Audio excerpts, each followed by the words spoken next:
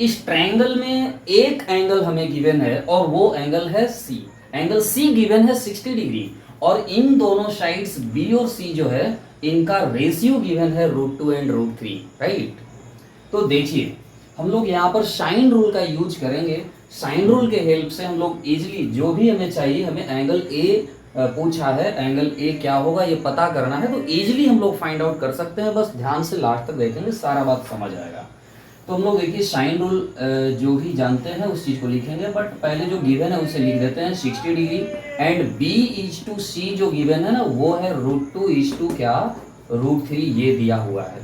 Okay, मतलब b by सी जो है वो गिवन है √2 बाई क्या √3 गिवन है ना, क्योंकि रेशियो को हमने फ्रैक्शन में बदल दिया।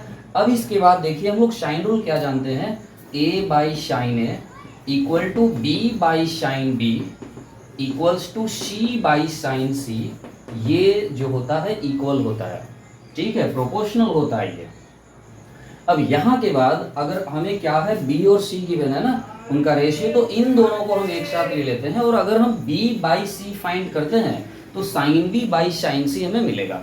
तो क्या यहाँ से हम नहीं लिख सकते इसे साइन b बाई कितना साइन b बाई क्या साइन c और equals to √2 by √3 and we have also given here what angle C is 60 degree, so we put here 60 degree sin 60 degree, therefore we get here what sin B by sin 60 degree and now we have this is equals to √2 by √3।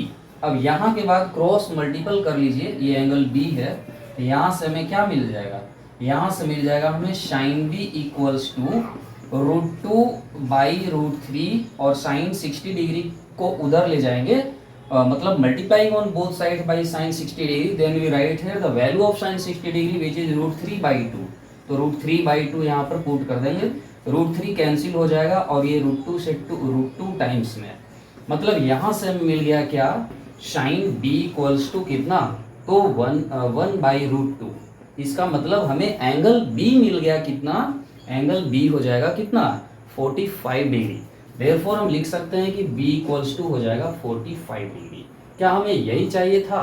नहीं, सिर्फ ये नहीं चाहिए, हमें चाहिए angle a, ठीक है। But ये कैसे पता करेंगे, हम लोग जानते हैं b प्लस c जो होता है वो होता है कितना 180 डिग्री, ठीक है, इतना होता है। और हमें पता है क्या क्या, तो एंगल c ऑलरेडी गिवन था और अभी हमने एंगल b फाइंड आउट किया है, दोनों का वैल्यू पुट कर लेंगे तो a इक्वल टू हो जाएगा 180 degree minus b plus c, तो b कितना था 60 और ये 45, 60 डिग्री और ये है 45 डिग्री, ठीक है।